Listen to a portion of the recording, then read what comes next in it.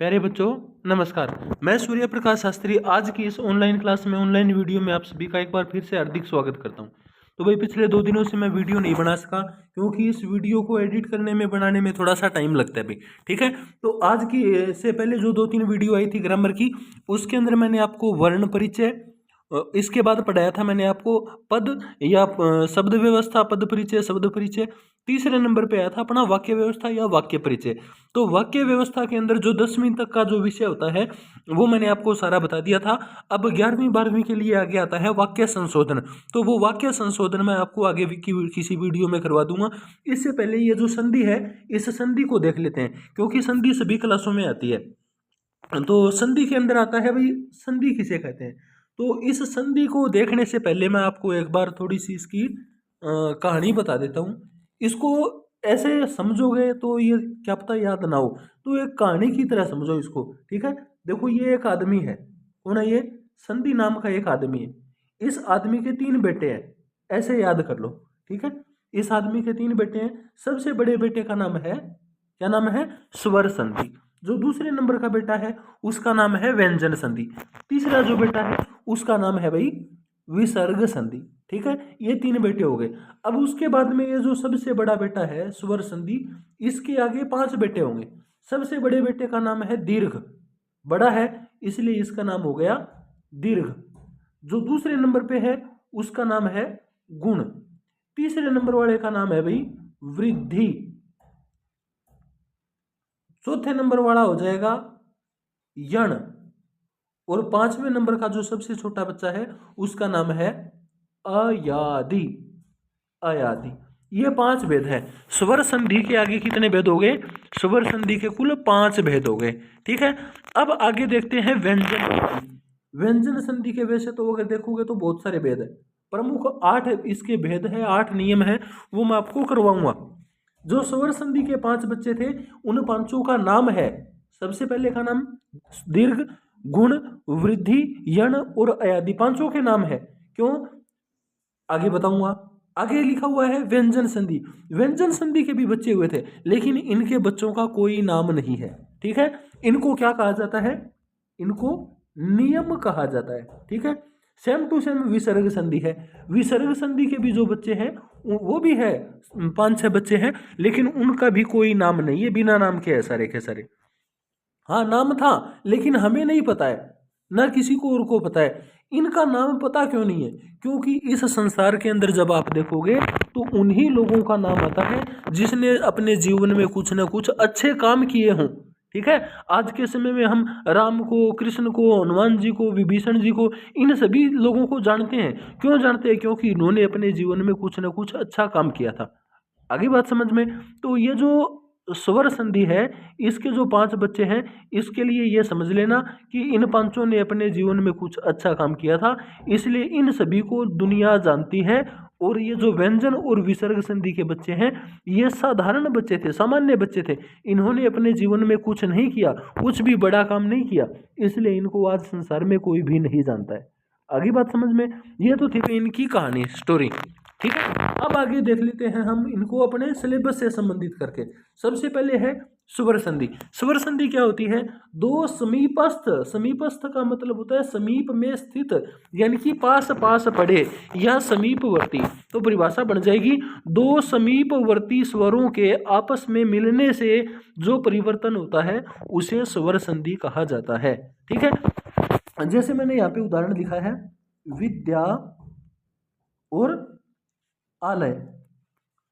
अब अगर हम सीधा लिख देते कि 2 स्वरों के मिलने से, तो विद्या इसके अंदर ई है, ये भी स्वर है, द्या इसमें भी स्वर है, आगे आ स्वर है, ल के अंदर में फिर से ए आ गया और ये के अंदर फिर से। अब यहाँ पे स्वर बहुत सारे हो गए। समस्या ये होती है कि भी किसको आपस में मिलाएं, तो इसने बता दिया समीपस्थ, यानी कि जो पास पास पड़े हो। अब ये जो जोड़ का निशान है, अब हमें यहाँ पे देखना है, एक तो ये आ है और दूसरी तरफ में ये आ है। ये इधर जो 2 पास पास पड़े इनको हमें नहीं देना, हमें इन दोनों को देखना है, जो जमा के निशान के पास में हो उन दोनों को देखना है। तो इन दोनों का मिलने से जो परिवर्तन होगा, इस परिवर्तन का नाम होगा स्वर संधि। परिभाषा एक बार दोबारा देखो, दो समीपस्थ स्वरों के आपस में मिलने से जो परिवर्तन होता है उस परिवर्तन को स्वर संधि कहा जाता है। आगे समझ में। इसके बाद में अगला प्रश्न आता है भाई अपना, व्यंजन संधि क्या होती है। तो जिस तरह स्वरों के मिलने से जो परिवर्तन होगा वो स्वर संधि होगा, और व्यंजनों के मिलने से होगा वो व्यंजन संधि होगा, और विसर्गों के मिलने से जो परिवर्तन होगा वो विसर्ग संधि होगा। ये तो बिल्कुल सामान्य बात है। लेकिन अब देखो, स्वर के व्यंजन के साथ अगर स्वर आ गया तो क्या होगा, वहां भी व्यंजन संधि होगी। ठीक है। और व्यंजन का मेल अगर विसर्ग के साथ हो गया तो वहां पे व्यंजन संधि नहीं होगी, वहां पे विसर्ग संधि होगी। आगे बात समझ में। इसका भी मैं आपको आगे जब स्वर संधि करेंगे तो इसका उदाहरण बताऊंगा। जहां पे जिस चीज का हक होता है वहां पे वही व्यक्ति प्रधान बनेगा। जैसे यहाँ पे विसर्ग है तो विसर्ग संधि का हक पहले है, जहां पे विसर्ग होगा वहां पे हमेशा विसर्ग संधि होगी। आगे बात समझ में। तो देखते हैं एक बार परिभाषा दोबारा व्यंजन संधि की। व्यंजन के बाद में चाहे तो व्यंजन आ जाए या चाहे कोई भी स्वर आ जाए, इस प्रकार से जो परिवर्तन होगा उसको क्या कहेंगे, व्यंजन संधि कहेंगे। जैसे यहाँ पे लिखा हुआ है दिक जमा गज लिखा हुआ है मैंने यहाँ पे, तो ये जो कह था, कह की जगह पे गय बन जाएगा और शब्द बन जाएगा अपना दी आधा गय पूरा गज, दिग्गज बन जाएगा। ठीक है। दिक माने दिशा, गज माने हाथी, दिशाओं का हाथी। ठीक है। तो आगे लिखा हुआ है दिक प्लस अंबर, आगे गज की जगह क्या लिखा हुआ है, अंबर लिखा हुआ है, और दोनों को मिला के बन जाएगा दिगंबर। तो इस प्रकार का जो परिवर्तन होता है, कै की जगह गय बन गया, इस परिवर्तन को क्या कहेंगे, व्यंजन संधि कहेंगे। ऐसा ही परिवर्तन होता है विसर्ग संधि में। विसर्ग के बाद चाहे स्वर आ जाए चाहे व्यंजन आ जाए, दोनों के मिलने से जो परिवर्तन होगा उसे विसर्ग संधि कहेंगे। जैसे यहाँ पे लिखा हुआ है पुरह जमा कार, ये लिखा है, दोनों को मिलाने से विसर्ग की जगह पे बन जाएगा आधा स, पुरस्कार। क्या बन जाएगा, पुरस्कार। नी प्लस जन, दोनों को मिला के बन जाएगा निर्जन। आगे बात समझ में। ठीक है भाई। इसके बाद में ये स्वर संधि, व्यंजन संधि, विसर्ग संधि, ये तीनों के तीनों कंप्लीट हो गए। स्वर, व्यंजन और विसर्ग तीनों प्रकार की संधियों के उदाहरण आपको आगे दिखाऊंगा। और मैं तो यहाँ पे ज़्यादा वीडियो लंबी हो जाएगी, इसलिए 4-4, 5-5 उदाहरण मैंने इस PDF के अंदर बनाए हैं। आप अपनी कॉपी में, किताब में, गाइड में जो भी चीज़ आपके पास उपलब्ध हो वहाँ से देखेंगे, या आप फोन में से भी ऑनलाइन देख सकते हो। वहाँ पे आपको सारी की सारी जो स्वर संधि है, व्यंजन संधि है, विसर्ग संधि, उन सभी के बहुत सारे उदाहरण मिल जाएंगे। तो आप अपनी मर्जी से जितने भी उदाहरण मिले आप उन उदाहरणों को अपनी कॉपी में जरूर लिखोगे भाई। ठीक है। और ये जो PDF मैंने बनाई है, ये जो वीडियो बनाई है, ये ऐसा नहीं है अभी कोई 6ठी क्लास के लिए, 8वीं क्लास के, 10वीं क्लास के किसी बच्चे के लिए ज़रूरी है। ये सारी की सारी जो मैंने वीडियो बना रहा हूँ ये 6ठी क्लास से लेके 12वीं क्लास, और 12वीं क्लास में नहीं, इससे आगे जो भी कंपटीशन एग्जाम है उस हर जगह आपके काम आएगी। तो इसके लिए आप अपनी अलग से रफ कॉपी या कोई फेयर कॉपी वगैरह बना लो हिंदी ग्रामर की, जिसके अंदर आप सब कुछ आराम से लिख सको। ठीक है। मैं कोशिश करूंगा जल्द से जल्द आपकी पूरी की पूरी ग्रामर कंप्लीट करवाने की। चलो आगे चलते हैं। स्वर संधि जब पढ़ रहे हैं, देखो यहाँ पे हमने तीनों के बारे में पढ़ लिया, स्वर, व्यंजन, विसर्ग। तो सबसे पहला नंबर स्वर संधि का है। स्वर संधि के बारे में पढ़ने से पहले हमें क्या करना है, स्वरों का जन्म, इन स्वरों का जन्म कैसे हुआ, इस चीज की भी कहानी जाननी पड़ेगी। क्योंकि अगर आपने ये कहानी जान ली तो आपके लिए संधि बाएं हाथ का खेल बन जाएगी। आप अपने जीवन में कभी भी संधि को नहीं भूलोगे। ठीक है। तो याद रखो, प्रमुख स्वर कौन से हैं, 4 ही होते हैं। ठीक है। जब धरती बनी थी, सृष्टि की रचना हुई थी, हिंदी का अपना हिंदी की जो रचना हुई थी, उस समय सबसे पहले 4 ही मुख्य स्वर थे। क्या थे, 4 मुख्य स्वर थे। अब आगे और कैसे बने, तो देखो 4 हर्षव स्वर, ए, ई, उ और री, ये 4 थे। अब इन लोगों ने क्या किया, आपस में मैच किए। मैच होते हैं ना IPL मैच, तो एक टीम दूसरी टीम के साथ मैच करती है, तो इनके साथ दूसरा तो कोई था ही नहीं। तो सबसे पहला जो मैच था इन्होंने अपने आप खेला खुद के साथ। जैसे अ मिला ए के साथ, ई मिली ई के साथ, और ऐसे ही ऊ के साथ मिला। दोनों को मिलाने से यहाँ पे बन गया बड़ा ऊ, यहाँ पे बन गया बड़ा आ, यहाँ पे बन गई बड़ी ई। ठीक है। इनको बोलते हैं दीर्घ स्वर। ठीक है। ये जो आ है बड़ी ई की मात्रा है और बड़ा ऊ है, इन तीनों को बोलते हैं दीर्घ। अब जब दो आपस में मिले तो क्या बन गए, तीन दीर्घ स्वर बन गए। शुरुआत में कितने थे, चार ह्रस्व स्वर थे। अब देखो नए क्या आ गए, तीन दीर्घ स्वर नए आ गए। चार और तीन कितने हो गए भाई, सात। अब इन सातों के बाद में क्या हुआ, इन्होंने क्या बोला कि अब ए के साथ जब ए मिला तो बना था आ। इस हिसाब से क्या हो गया, ए और आ ये तो दोनों आपस में भाई हो गए। ठीक है, ये आपस में ग्रुप के, इनका अलग ग्रुप बन गया। इसी प्रकार से छोटी ई और बड़ी ई, छोटा ऊ और बड़ा ऊ, इनका भी एक अलग ग्रुप बन गया। ठीक है, इन्होंने अपना गठबंधन बना लिया। जैसे ये यहां पर लिख देता हूं मैं, ए आ और ई और उ ऊ, ये इन्होंने अपना एक अलग ग्रुप बना लिया। ठीक है, अब इन लोगों ने क्या किया, अपने ग्रुप को छोड़कर, पहले अपने आप के साथ लड़ रहे थे ना, अब अपने आप को छोड़कर ये दूसरों के साथ लड़ने के लिए चले गए। ए किसके साथ लड़ा, ए लड़ा आगे जाके ई के साथ, दोनों से बन गया ए। अब ए जाके लड़ा बड़ी ई के साथ, तो भी क्या बना, ए। अब ए बोला भाई मेरा काम हो गया, अब अपने भाई को भेजा, आ को भेजा। आ जब छोटी ई के साथ मिला तो बना ए, आ जब बड़ी ई के साथ बना तो यहां पर भी ए बना। इस प्रकार से हम कह सकते हैं ए आ के बाद अगर छोटी ई या बड़ी ई आ जाए तो दोनों के स्थान पर ए बन जाएगा। ठीक है, इसी प्रकार से जब ए और आ ने छोटी ई और बड़ी ई के साथ अपना गेम कंप्लीट कर दिया, अब आगे आई ऊ की बारी। ठीक है, तो ए जब ऊ के पास गया तो दोनों के से बन गया ओ, आ ऊ के पास गया तो यहां से भी ओ बन गया। अब देखो दो स्वर और नए बन गए, दो नए कौन कौन बने, एक तो बन गया ए और एक बन गया ओ। इन दोनों को क्या कहा जाता है, इन दोनों को गुण कहा जाता है। ठीक है, चार हर्षों बताए थे मैंने आपको, ए ई ऊ री। उसके बाद में तीन दीर्घ बने थे, ये तीन दीर्घ बने आ ई ऊ। इसके बाद में बने तो गुण भी तीन बने थे, लेकिन अर को भूल जाओ क्योंकि ए तो हर्षों में पहले ही उपस्थित है, इसलिए अर को हटा दो। क्या बचा, ए और ओ, दो नए स्वर बन गए। पहले चार थे, उसके बाद में तीन आए, उसके बाद में सात और दो, नौ। टोटल कितने बन चुके हैं, अब तक 9 स्वर बन चुके हैं। हमें कितने और चाहिए, 2 ही स्वर और लेके आने हमें। ठीक है, तो अब उन दोनों को लाने के लिए हम क्या करेंगे, जो जो नया आता जाए उसके साथ पुराने को भिड़ाना है।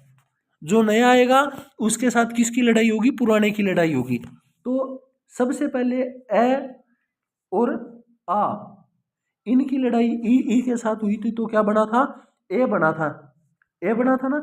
अब ए आ की लड़ाई होगी ए के साथ। अब देखते हैं क्या बनेगा, ए जब ए के पास जाएगा तो यहाँ पे आई बनेगा, आ ए के पास जाएगा तो यहाँ पर भी आई बनेगा। ठीक है, अब एक नया और आ गया, क्या आ गया, आई नया आ गया। इसी प्रकार से ए आ जब मिलेंगे ओ के साथ, ओ के साथ मिलेंगे तो दोनों की जगह बन जाएगा औ। ठीक है, तो इस प्रकार से 2 स्वरों का और जन्म हो गया। 2 का और होने से कितने हो गए, 7 पहले थे और 2 और हो गए। इन दोनों का कुल मिला के टोटल स्वर है, स्वर 9 बन चुके हैं। 9 स्वरों में 3 है, 4 हर्षो स्वर है, ए ई ऊ जो सबसे पहले थे। उसके बाद में 3 दीर्घ स्वर है जो दूसरे नंबर पर बने। उसके बाद में 2 गुण है जो बाद में बने, और लास्ट में क्या बना था, आई और औ, आई और औ, ये 2 स्वर बने थे। इन दोनों को कहा जाता है वृद्धि। इन दोनों का नाम क्या है, इन दोनों का नाम है वृद्धि। तो इस प्रकार से हर्स्व, दीर्घ, गुण और वृद्धि, ये 3 स्वर बने थे। ठीक है भाई, तो भाई ये थी स्वरों के जन्म की कहानी। जिसने स्वरों के जन्म की सारी कहानी पढ़ ली उसको संधि सारी की सारी समझ में आ जाएगी, क्योंकि सबसे पहले दीर्घ, उसके बाद गुण और किस प्रकार से वृद्धि बनी थी, ये सारी की सारी चीजें हमने देख ली है। ठीक है भाई, अब आगे चलते हैं उदाहरण। ठीक है, उदाहरण में ये परिभाषा आएगी इनकी। दीर्घ संधि की, गुण की, वृद्धि की, यण की, इन पांचों की पांचों संधियों की परिभाषा। ये देखो, ये जो ये जो संधि, स्वर संधि यहाँ पे थी, इस स्वर संधि का परिचय पढ़ेंगे अब यहाँ पे। ठीक है, तो हमने पढ़ा था कि भाई जो ये स्वर संधि थी, इस स्वर संधि के 5 बच्चे थे। इन पांचों के पांचों बच्चों के बारे में हम पढ़ेंगे। सबसे बड़े प्रत्यय का नाम था इसका दीर्घ संधि। दीर्घ संधि की परिभाषा क्या होती है? यदि ह्रस्व या ये देखो, परिभाषा बहुत महत्वपूर्ण होती है। अगर परिभाषा आपके समझ में आ जाएगी तो आपको जहां भी संधि दिखेगी तुरंत आपकी नजर उस पर जाएगी और तुरंत आप उसको पहचान जाओगे कि यहाँ पे दीर्घ संधि है, यहाँ पे गुण है, यहाँ पे वृद्धि है। जो भी संधि है आप उसको देखते ही पहचान जाओगे। सबसे ज्यादा जरूरी है परिभाषा आपके याद होनी चाहिए। देखो, ह्रस्व या दीर्घ, छोटा या बड़ा। ह्रस्व माने छोटा, दीर्घ माने बड़ा। ए ई उ, ए का मतलब ए भी होता है और ए का मतलब आ भी होता है, क्योंकि ऊपर लिखा हुआ है ह्रस्व या दीर्घ, छोटा या बड़ा। ई लिखा है ना, ई, तो ई का मतलब छोटी ई भी है और ई का मतलब बड़ी ई भी है। ऊपर लिखा हुआ है ह्रस्व या दीर्घ, सेम टू सेम बात ई ऊ के लिए है। ठीक है, ह्रस्व या दीर्घ, छोटा या बड़ा, ए ई उ, इनके बाद क्या आ जाए? अगर समान स्वर आ जाए। समान का मतलब इन्हीं के जैसा। अब मैंने आपको बताया था ए आ का अलग ग्रुप था, ई का ऊ अलग ग्रुप था, और छोटे ऊ और बड़े ऊ इनका अपना अलग ग्रुप था। तो अब क्या हो गया? ये दोनों समान है, ये दोनों समान है, और ई भी आपस में समान है। लेकिन ए और ई समान नहीं है, ई और ऊ समान नहीं है, ऊ और ए समान नहीं है। ठीक है, ये सारे के सारे आपस में, ठीक है, समझ गए? अगर इकट्ठे हैं, ए आ दोनों एक समान है, ई है वो भी दोनों एक समान है, ऊ है तो वो भी दोनों एक समान है। तो आगे देखते हैं कि परिभाषा क्या बनेगी। ह्रस्व या दीर्घ ए ई ऊ के बाद क्या आ जाए? समान स्वर आ जाए। तो पूर्व और उत्तर, पूर्व क्या होता है? प्लस के निशान से पहले, प्लस के निशान से जो पहले होगा उसको क्या कहेंगे? पूर्व, और प्लस के निशान के बाद में जो होगा उसको हम कहेंगे उत्तर। ठीक है, उसको बोलेंगे उत्तर। पूर्व और उत्तर दोनों वर्णों के स्थान पर क्या हो जाएगा? दीर्घ बन जाएगा। पूर्व और उत्तर दोनों वर्णों के स्थान पर क्या बन जाएगा? दीर्घ बन जाना क्या कहलाता है? दीर्घ संधि कहलाता है। परिभाषा एक बार फिर से देखो। ह्रस्व या दीर्घ ए ई ऊ के बाद समान स्वर आ जाए तो पूर्व और उत्तर दोनों वर्णों के स्थान पर दीर्घ स्वर बन जाना दीर्घ संधि कहलाता है। ठीक है, ये इसकी परिभाषा हो गई। उदाहरण इसके बहुत सारे हैं। परम प्लस अणु क्या बन जाएगा? परमाणु। विद्या प्लस आलय क्या बन जाएगा? विद्यालय। तो इसके अंदर हर सिचुएशन में 4 तो बने ही बनेंगे। जैसे ए के है, ए के 4 बनते हैं। ए प्लस ए बन सकता है, आ प्लस आ बन सकता है। दो तो ये बिल्कुल सीधे हो गए, दोनों के दोनों एक जैसे। अब इस तरफ ए हो सकता है, इस तरफ आ हो सकता है, इस तरफ आ हो सकता है, और दूसरी तरफ ए हो सकता है। ठीक है, तो इस प्रकार से जैसे ए के 4 उदाहरण बनते हैं, वैसे ही ई के और ऊ के सभी के 4-4 उदाहरण बनेंगे। कम से कम 4-4 उदाहरण। ठीक है, बाकी उदाहरण जितने भी हैं वो आप अपनी गाइड में से, किताब में से, नेट पे जहाँ से भी देखना चाहो वहाँ से उदाहरण देख सकते हो। परिभाषा की बात है, बस परिभाषा आपके समझ में आनी चाहिए। ठीक है, अब आगे देखते हैं गुण संधि। गुण संधि की परिभाषा में क्या लिखा हुआ है? यदि ह्रस्व या दीर्घ, ठीक है, ह्रस्व दीर्घ क्या है? ए आ। ए आ के बाद में क्या होना चाहिए? ह्रस्व या दीर्घ ई ऊ री आ जाए तो पूर्व और उत्तर दोनों वर्णों के स्थान पे क्रम से ए ओ और अर बन जाना गुण संधि कहलाता है। ठीक है भाई, अब इसके बारे में भी देख लेते हैं। क्या है परिभाषा में? ए और आ, इसके बाद में क्या होना चाहिए? ह्रस्व या दीर्घ, छोटा या बड़ा, ई आ जाए और ऊ आ जाए, या री आ जाए, या री आ जाए तो क्या होगा? तो पूर्व और उत्तर मैं आपको पहले ही बता चुका हूं। पूर्व माने प्लस के निशान से पहले और उत्तर माने प्लस के निशान के बाद इन दोनों वर्णों के स्थान पर क्या हो जाएगा? क्या हो जाएगा? ए बनेगा। इन दोनों के मिलने से बनेगा ए। ठीक है, इन दोनों को मिलने से बनेगा ओ, और इन दोनों के मिलने से बनेगा अर। ठीक है, ए आ के बाद ई बनेगी तो बनेगा ए आ के बाद ऊ हुआ तो बनेगा ओ, और ए आ के बाद री हुई तो बनेगा अर। ठीक है, जैसे उदाहरण दिया है, महा प्लस इंद्र महेंद्र, नर प्लस इसका क्या बन जाएगा, नरेश बन जाएगा। देव प्लस ऋषि, इसका क्या बन जाएगा, देवर्षि। यहां पे था देव, यहां पे था ऋषि। अब इस चीज के अंदर आप थोड़ी सी गड़बड़ करते हो, भूल जाते हो। यहाँ पे ए है, ए के बाद अगर री है तो ए और री दोनों के स्थान पर क्या बनाना है, हमें अर बनाना है। अब यहाँ पे कुछ नहीं बचा, देव शब्द था, उस देव में से ए निकल गया है, और आगे ऋषि की जो री थी वो भी खत्म हो गई। अब दोनों को मिलाकर एक शब्द बनाएंगे तो बन जाएगा देव। ये जो ए है ये व में मिल जाएगा, देव सी, देवसी बच गया। ये जो आधा रह था, इस आधे रह को हम ऊपर चढ़ा के बना देंगे देवर्षि। ठीक है, अब इसी का दूसरा उदाहरण होता है महा और ऋषि। महा, अब यहां पे अगर आ की मात्रा हो चाहे ए की मात्रा हो, दोनों की जगह अगर गुण करेंगे तो हमेशा अर ही बनेगा, आर नहीं बनेगा। इसको हम क्या बनाएंगे, महर्षि बनाएंगे। क्या बनाएंगे, महर्षि बनेगा, ना कि महारसी। महारसी बनाओगे तो गलत हो जाएगा, इसलिए क्या बनेगा, महर्षि। ठीक है भाई, आगे देखते हैं वृद्धि संधि। दीर्घ गुण 2 हो चुकी है, तीसरे नंबर पे आती है हमारी वृद्धि संधि। वृद्धि संधि क्या है, यदि ए आ के बाद में, यहां भी ए आ का जिक्र हुआ था, यहां भी हुआ था, और वही सेम टू सेम जिक्र वृद्धि संधि के अंदर हो रहा है। यदि ए आ, ये इस चीज को तो कभी भूलना ही नहीं है। और मैंने आपको जब स्वरों का जन्म हुआ था उस समय के बारे में बताया था, तो क्या कहा था, जो भी नया आए उसको पुराने के साथ लड़ाना है। दीर्घ संधि से बना था हमारा आ ई और उ, गुण संधि से क्या बना था, ए ओ।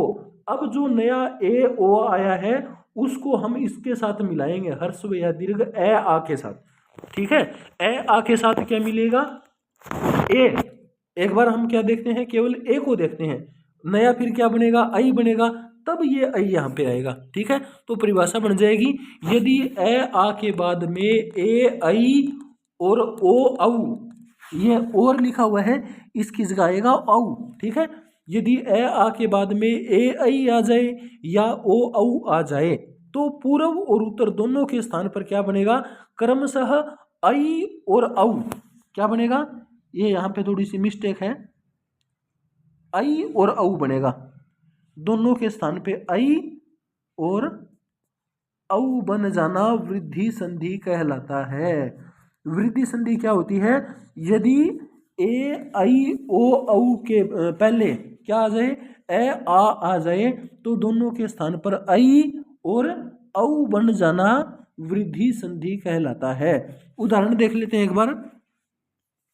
उदाहरण है सदा प्लस एव, सदा प्लस एव।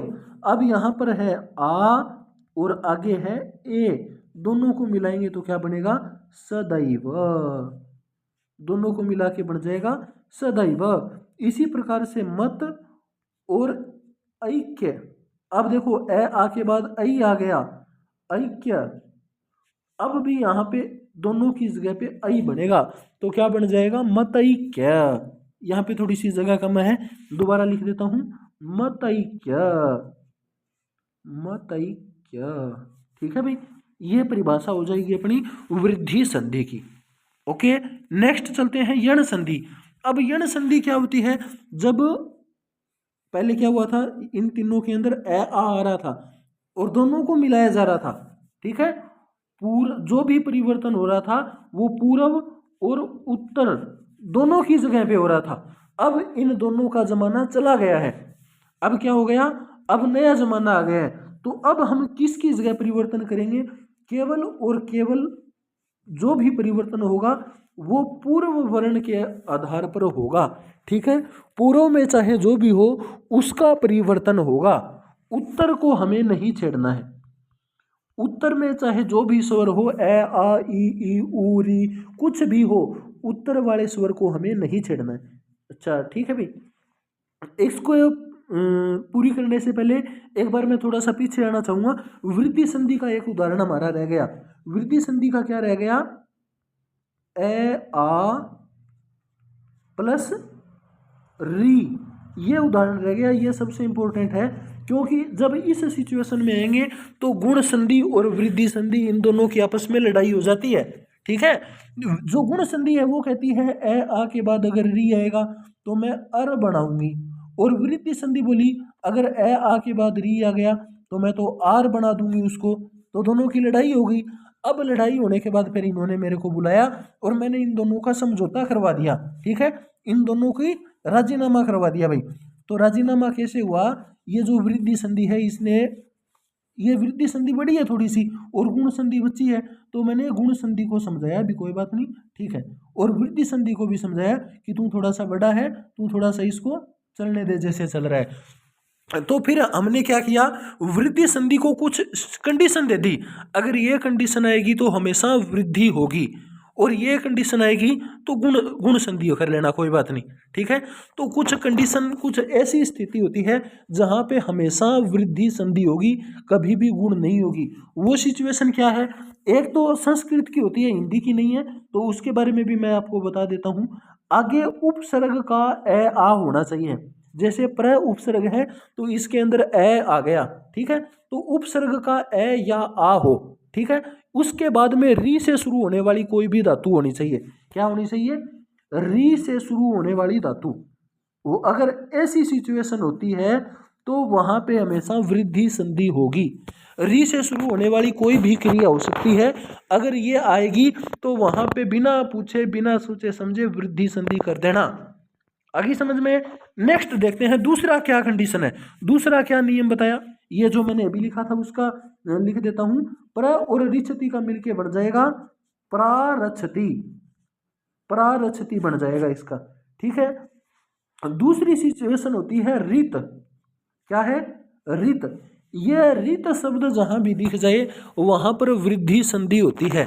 जैसे यहां पे लिखा है सुख प्लस रित, दोनों का मिला के बन जाएगा सुखार्त। ठीक है, सुखार्त बन जाएगा। इसी प्रकार से दुख जमा रित का बन जाएगा दुखार्त। पिपासा जमा रित, इसका बन जाएगा पिपासार्त। क्षुधा, क्षुधा का मतलब होता है भूख, और उसके आगे रित लगा देंगे तो क्या बन जाएगा? क्षुधार्त। ठीक है, तो रित शब्द जहां भी आ जाए, प्र उपसर्ग या ए आ से संबंधित उपसर्ग और री से शुरू होने वाली अगर कोई क्रिया होगी तो वहां पे वृद्धि संधि होगी हमेशा। इस नियम को आप याद रखोगे। ठीक है भाई, आगे चलते हैं अब दोबारा से यण संधि पर। यण संधि बोल रही थी हर्स्व या दीर्घ ई उ, हर्स्व या दीर्घ सीधा लिख देते हैं, हर्स्व या दीर्घ ई उ और री, इन तीनों के बाद में क्या होना चाहिए? क्या होना चाहिए? असमान स्वर होना चाहिए। अगर हर्स्व या दीर्घ ई उ री के बाद में असमान स्वर हुआ तो क्या परिवर्तन होगा? ई छोटी हो चाहे बड़ी, उसकी जगह पे बनेगा आधा यह, उ की जगह बनेगा आधा वह, और री की जगह बनेगा आधा रह। याद रखना इस चीज को। अब इसके बाद में एक और इंपॉर्टेंट बात है, य र ल व, इन चारों को क्या कहते हैं? अर्ध स्वर, आधे स्वर कहते हैं। ये जो अपनी सबसे पहले दिन की वीडियो थी जिसके अंदर हमने वर्ण विचार या वर्ण परिचय या वर्ण व्यवस्था किया था, उसके अंदर भी मैंने आपको बताया था य र ल व, इनको अर्ध स्वर कहा जाता है, क्योंकि जब हमें स्वरों की जरूरत होगी हम इनका स्वर बना लेंगे, और जब हमें व्यंजन की जरूरत होगी तब हम इनको व्यंजन बना लेंगे। जैसे अगर ई चाहिए तो ई बना सकते हैं, और ई को हम वापिस यह बना सकते हैं। ये चाहिए तो यह रख लेंगे, नहीं तो बाद में हम वापिस यह ई बना लेंगे इसको। आगे बात समझ में? इसलिए ये व र ल, इन चारों को अर्ध स्वर यानी कि आधा स्वर कहा जाता है। आगे परिभाषा समझ में? अगर हर्स्व या दीर्घ ई उ री के बाद में असमान स्वर हो तो ई की जगह पे यह बनेगा, उ की जगह पे वह बनेगा, री की जगह पे र बनेगा। और उत्तर दिशा में, उत्तर पद में जो भी स्वर होगा वो स्वर इनके अंदर यह र ल व इनके अंदर मिल जाएगा। आगे समझ में? इसके बाद में एक निशानी होती है, वृद्धि संधि जो है उसकी एक निशानी होती है, उस निशानी को याद रखना, ये र और व, ये व र, ठीक है, ये व और र, इनसे पहले हमेशा आधा स्वर मिलेगा आपको, जब भी देखोगे आधा व्यंजन मिलेगा, सॉरी, ठीक है, ये व र, इनसे पहले हमेशा आधा व्यंजन दिख जाए तो बिना सोचे समझे यण संधि बना देना।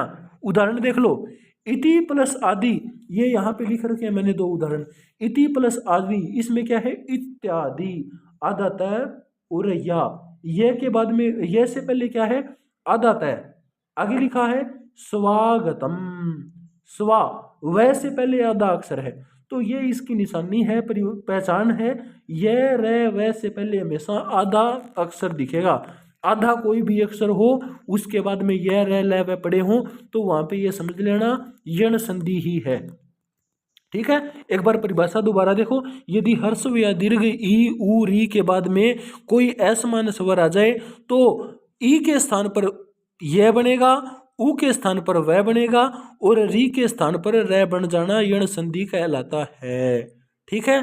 आगे आती है अयादि संधि। अयादि संधि क्या कहती है भाई, यदि ए और आई, ए आई ओ औ, ये ए आई ओ औ अगर इनके बारे में हम देखेंगे तो इनमें से दो गुण है और दो वृद्धि है, ये जो ए और ओ है ये दोनों गुण है और आई औ ये दोनों क्या है, वृद्धि है। तो इस प्रकार से हम समझने के लिए इसको ऐसे भी ट्रिक बना सकते हैं, यदि गुण संधि और वृद्धि संधि के बाद में कोई भी स्वर आ जाए, क्या समझे, कोई भी स्वर आ जाए तो एक ही जगह पर बनेगा आय, आई की जगह बनेगा आय, ओ की जगह बनेगा अब और औ की जगह पे आव बन जाना अयादि संधि कहलाता है। शुरुआत में अय बन रहा है, आय बन रहा है, इसलिए इस संधि का नाम हो जाएगा अयादि संधि। शॉर्टकट ट्रिक क्या हो गई, यदि गुण संधि और वृद्धि संधि के बाद असमान स्वर आए तो ए की जगह पर अय बनेगा, आई की जगह पर आय, ओ की जगह पे अव और औ की जगह पे आव बनेगा, ठीक है भाई। अगर फिर भी आपको नहीं समझ में आ रही तो थोड़ा सा बैक करके इसको दोबारा से सुन लेना, अच्छी प्रकार से समझ में आ जाएगी और ऐसी समझ में आएगी आप जिंदगी में कभी भूलोगे नहीं और दूसरों को भी इस संधि के बारे में बताओगे, ठीक है भाई। तो ये हमारी संधि जो पांच थी, पांचों की पांचों संधि मैंने स्वर संधि के जितने भेजे थे वो सारे के सारे इस एक वीडियो में मैंने करवा दिए हैं। अगली वीडियो के अंदर कोशिश करूंगा व्यंजन संधि को पूरी को कंप्लीट करवाने की, नहीं तो जो व्यंजन संधि है उसके अंदर नियम थोड़े से ज़्यादा होते हैं तो उनमें थोड़ा सा समय लग सकता है, ठीक है। तो तब तक आप इस वीडियो को अच्छी प्रकार से देखो, इसके नोट्स बनाओ, अगर नोट्स वीडियो देखकर आप नोट्स बना सकते हो तो वीडियो देखकर बनाओ, अगर वीडियो देखकर नहीं बना सकते तो आप ये जो मेरा व्हाट्सएप नंबर डिस्क्रिप्शन में दिया हुआ है इस व्हाट्सएप नंबर पर मैसेज करो, मैं आपके पास ये पीडीएफ अच्छी प्रकार से भेजूंगा, ठीक है। तो आप उसको देख के अपने नोट्स वगैरह अच्छी प्रकार से बनाओ। अब आगे मैंने यहाँ पे उदाहरण दिए हैं, दीर्घ संधि के उदाहरण दिए हैं, इसमें आगे वृद्धि संधि गुण संधि के उदाहरण दिए मैंने, ए आ के उदाहरण है और ई के उदाहरण है, आगे उ के उदाहरण दे रखे मैंने, हर्ष दीर्घ, ठीक है, हर चीज के उदाहरण है। उसके बाद में वृद्धि संधि के भी सारे उदाहरण है, ए आई ओ औ हर चीज के, ठीक है, ये देखो। इसके बाद में आता है अपना यण संधि के भी सारे उदाहरण दे रखे हैं, अयादि संधि के भी मैंने सारे के सारे उदाहरण इसमें लिखने हैं, ठीक है। तो इस प्रकार से ये जो अपनी आज की वीडियो है ये यहाँ पे पूरी हो चुकी है। आशा करता हूँ आपको आज की वीडियो अच्छी लगी होगी। अगर आपको आज की वीडियो अच्छी लगी हो तो इसको ज़्यादा से ज़्यादा लाइक, शेयर और सब्सक्राइब जरूर करें। इस वीडियो के अंदर आपको अगर ऐसा लगता है कि हमें किसी दूसरे विषय के बारे में, किसी दूसरी टॉपिक के बारे में पढ़ना है तो उस चीज़ के बारे में हिंदी और संस्कृत दोनों में जिस भी विषय के बारे में, जिस भी पाठ, जिस भी कक्षा की कविता के बारे में, पाठ के बारे में या ग्रामर के बारे में आप पढ़ना चाहते हो उसके बारे में आप कमेंट करके मुझे जरूर बताएं, ठीक है। आपकी हर समस्या का समाधान किया जाएगा। धन्यवाद।